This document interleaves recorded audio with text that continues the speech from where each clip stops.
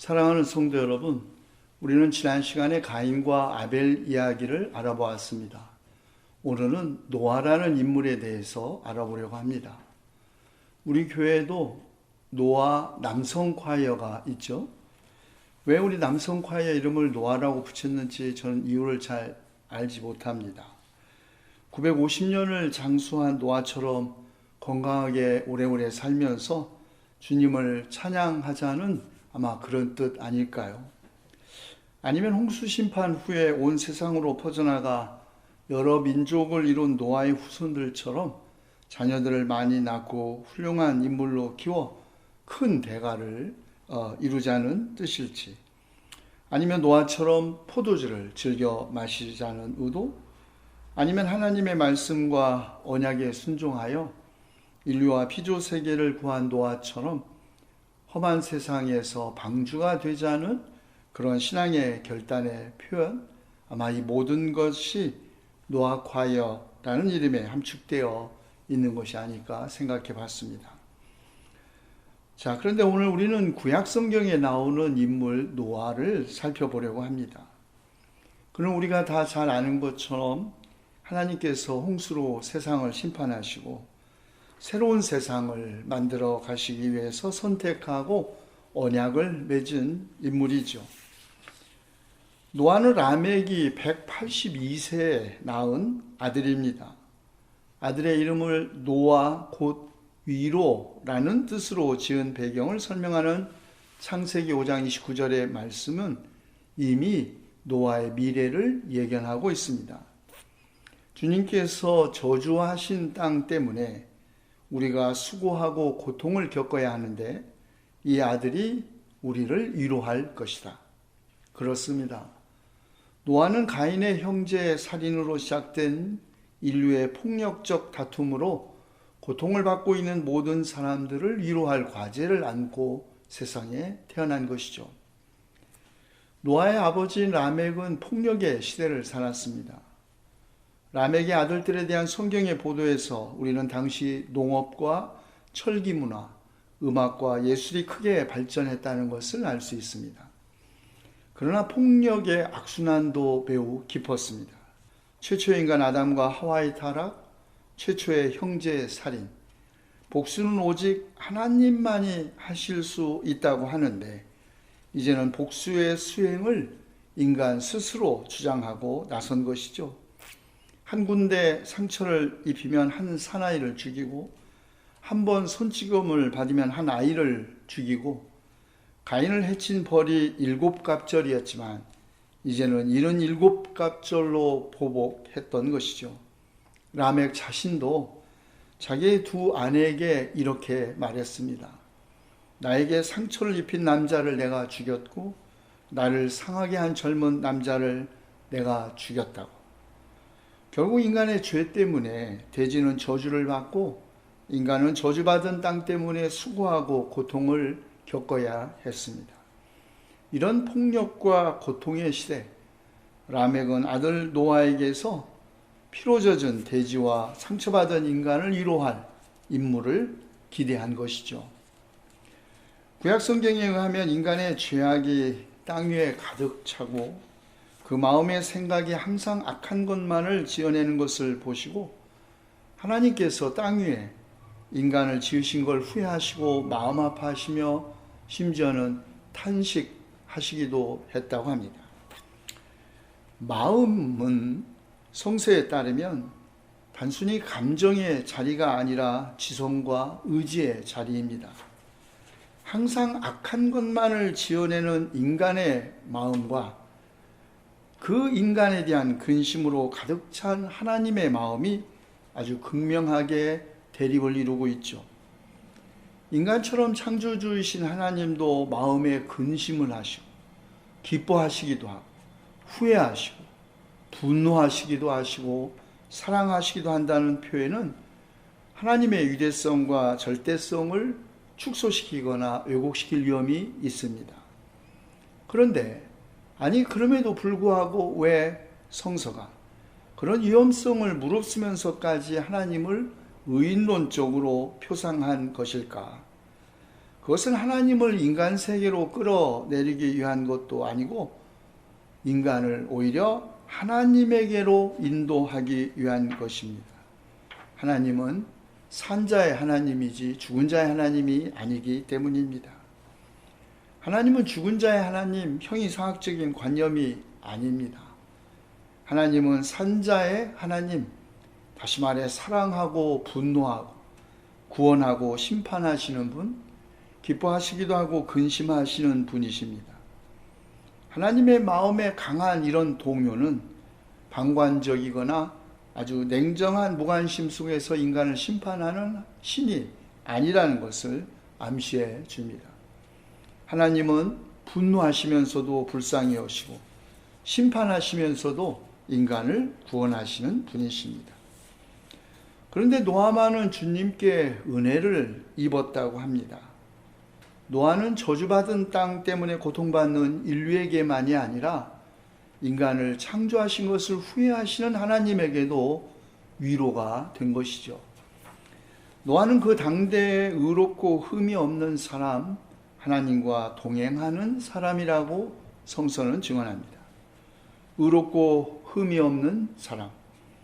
구약성경의 관점에 의하면 그는 하나님과 맺고 있는 관계를 바르게 갖는 사람을 의미합니다. 아브라함에게서도 나중에 드러나겠지만 성경이 말하는 의 개념은 법률적 개념이 아니라 신학적 관계의 개념입니다. 다시 말해 하나님과의 관계에 충실한 사람, 주님의 말씀에 순종하는 사람이 의로운 사람이라는 말이죠. 도덕적 무결함이나 무죄가 의를 규정하는 것이 아닙니다. 하나님의 말씀 도무지 믿을 수 없고 하나님의 약속 도저히 확신할 수 없는 상황에서도 하나님을 믿고 하나님과 동행하는 사람, 바로 그 사람이 의로운 사람이죠. 그러나 하나님은 인간뿐 아니라 짐승과 땅 위를 기는 것과 공중의 새까지도 다 쓸어버릴 것을 결심하십니다.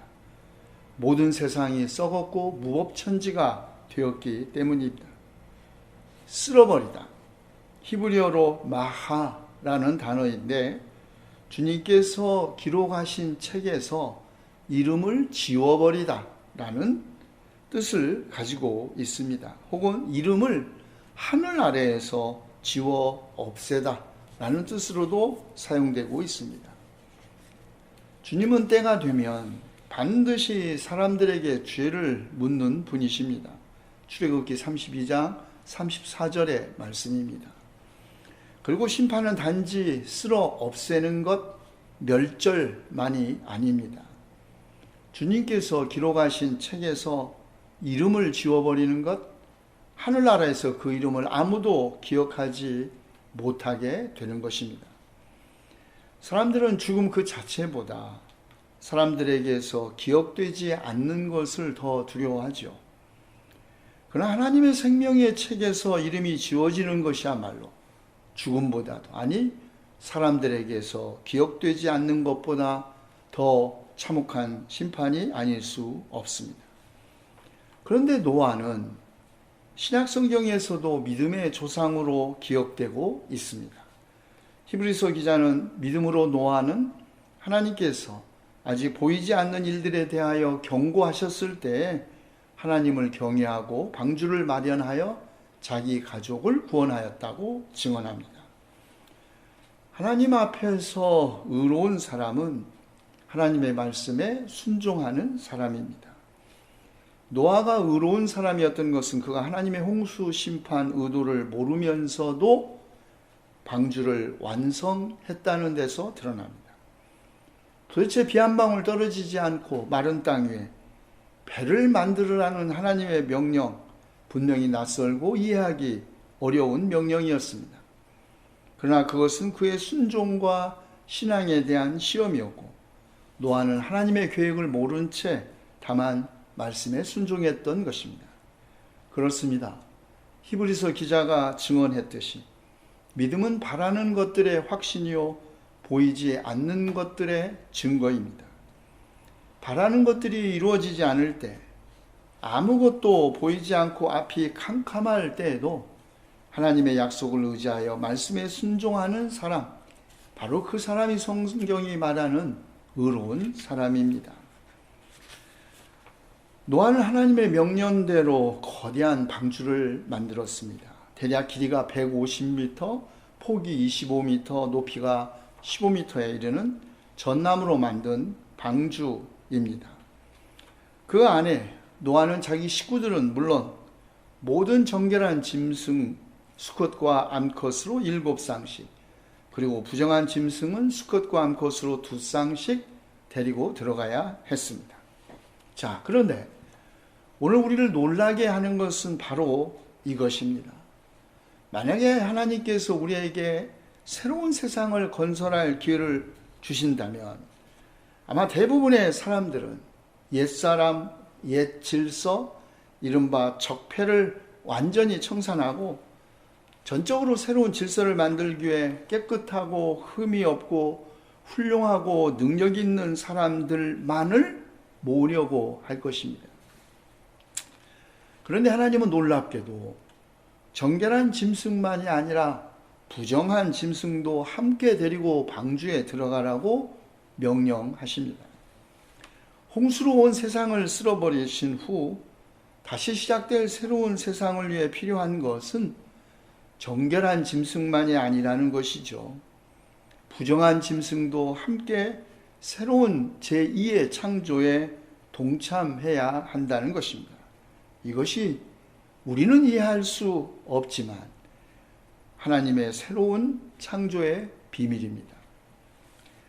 노아의 방주에 정결한 짐승과 부정한 짐승이 함께 들어갔던 것처럼 이 세상의 그 어느 조직과 달리 교회라는 공동체는 그 누구든지 그 어떤 자격과도 관계없이 모두 초대받은 공동체입니다.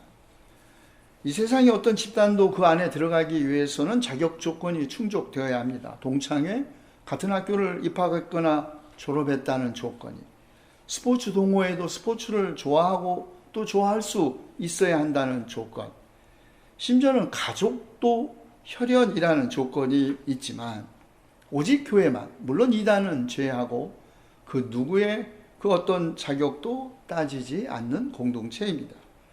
그런 의미에서 교회는 용서받은 죄인들의 공동체라고 말한 말틴 루터의 주장은 정당합니다. 자, 홍수가 끝나고 땅이 다 말라버린 다음 방주에서 나오게 되었을 때 하나님은 노아와 새로운 언약을 세우시고 그 언약의 표징으로 무지개를 구름 속에 두셨습니다. 무지개로 번역된 히브리어 케쉐트라는 단어는 본래 무기로 사용된 활을 의미했습니다. 무기로 사용된 활을 하늘에 걸어 놓음으로써 더 이상 인간에 대한 하나님의 홍수 심판이 없을 것이라는, 그리고 하나님과 인간 사이에 화해와 평화의 관계가 맺어졌다는 것을 상징한 것이죠. 그렇습니다. 홍수 심판은 결국 인간의 폭력 때문에 비롯된 것이고 폭력으로 생명을 파괴한 인간에 대한 하나님의 보복이었습니다. 생명이 있는 피를 흘리게 하는 자는 내가 반드시 보복하겠다. 그것이 짐승이면 어떤 짐승이든지 그것에게도 보복하겠다. 사람이 같은 사람의 피를 흘리게 하면 그에게도 보복하겠다. 창세기 9장 5절의 말씀입니다. 그런데 놀라운 것은 하나님의 이 계약이 일방적이라는 것입니다. 아브라함과의 계약, 시내산에서의 계약 등 다른 모든 계약들은 하나님과 인간 사이의 공동의 의무 규정을 수긍하는 형태로 계약이 체결되었습니다. 오직 노아와의 계약만이 인간의 고백적인 수긍 없이 인간의 의지에 선행하는 은혜의 보증으로서 그리고 일방적으로 주어진 것입니다. 언약을 기억하고 언약에 충실하신 분은 그 누구도 아닌 하나님 자신이라는 말입니다. 인간 편에서의 어떠한 조건적 행동도 요구되지 않습니다. 인간 편에서의 약속 파기에도 하나님의 언약은 전혀 영향을 받지 않는 것이죠. 그래서 하나님의 구원은 인간에게 언제나 은혜인 것입니다. 예수님도 노아 이야기를 잘 알고 계셨습니다. 아니, 당대 유대인이라면 누구나 다 아마 이 노아 이야기를 즐겨 들었거나 또 알고 있었을 것입니다. 그런데 예수님은 두 가지 시각에서 노아 이야기를 해석하십니다. 노아 시대의 홍수 심판이 오리라는 것 아무도 몰랐듯이 인자, 사람의 아들도 그가 올 때 아무도 모른다는 것입니다. 그리고 노아와 그 가족만이 구원을 받았던 것처럼 종말과 심판의 때에도 오직 일부의 사람만이 구원을 받을 것이다. 그러므로 깨어 준비하고 있어야 한다. 우리가 생각하지도 않은 시각에 인자가 올 것이기 때문이다. 예수님의 말씀입니다. 하나님의 나라가 도둑처럼 온다는 말씀이죠. 예고 없이 뜻밖의 시각에 갑작스럽게 온다는 것입니다. 그 시각을 모르는 우리가 해야 할 일, 다만 깨어 준비하고 주님의 빛 가운데서 걸어가는 것입니다. 사람들은 위기는 기회라고 말하지만, 그러나 모든 사람이 기회를 깨닫는 것도 아니고 또 모든 사람에게 위기가 기회가 되는 것은 더더욱 아닙니다.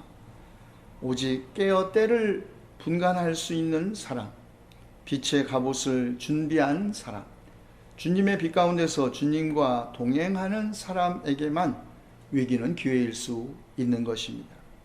격변하는 우리 시대, 우리도 주님과 동행하는 사람이 되기를 기원합니다. 시대의 위기를 깨닫고 위기를 기회로 만드는 사람, 새로운 미래를 준비하는 성도 여러분이 되기를 기원합니다. 기도합시다. 사람의 죄악이 세상에 가득 차고 마음에 생각하는 모든 계획이 언제나 악한 것뿐임을 보시고 땅 위에 사람 지으셨음을 후회하시며 세상을 물로 심판하신 주님, 그러나 주님과 동행하여 주님의 은혜를 입은 노아에게 새로운 창조 세계를 위임하셨듯이 주님과 동행하는 우리에게도 은혜를 베푸시어 우리가 주님의 창조 세계를 폭력 없는 세상, 속속들이 썩지 않은 세상, 건강한 세상으로 만들 수 있게 하시옵소서. 우리 주 예수 그리스도의 이름으로 기도하옵나이다. 아멘.